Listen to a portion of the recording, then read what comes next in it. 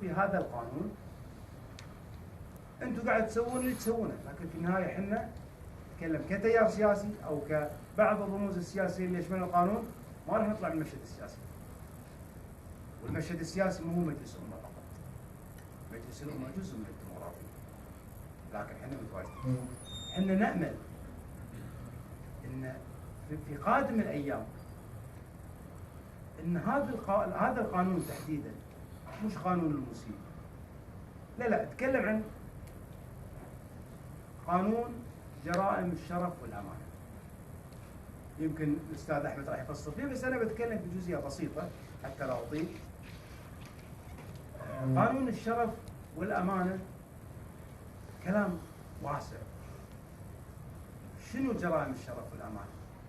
فانا اعتقد ان حان الوقت ان نحدد ما هي جرائم الشرف والامانه. وفي امور كثيره يجب ان تحدد. لما نتكلم ان مثلا في حل المجلس ان الحكومه العاجل من الامور، شنو العاجل من الامور؟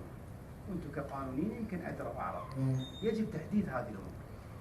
لما تطلق الامر بشكل عام، فلذلك انا اعتقد ان اذا كان هناك استحقاق قادم يجب توصيف جرائم الشرف والامانه، فلا يجوز معامله رمز سياسي مثل مسلم البراك يحظى بجماهيريه وتقدير من اهل الكويت بشخص مدان في جريمه مخله بالشرف والامانه.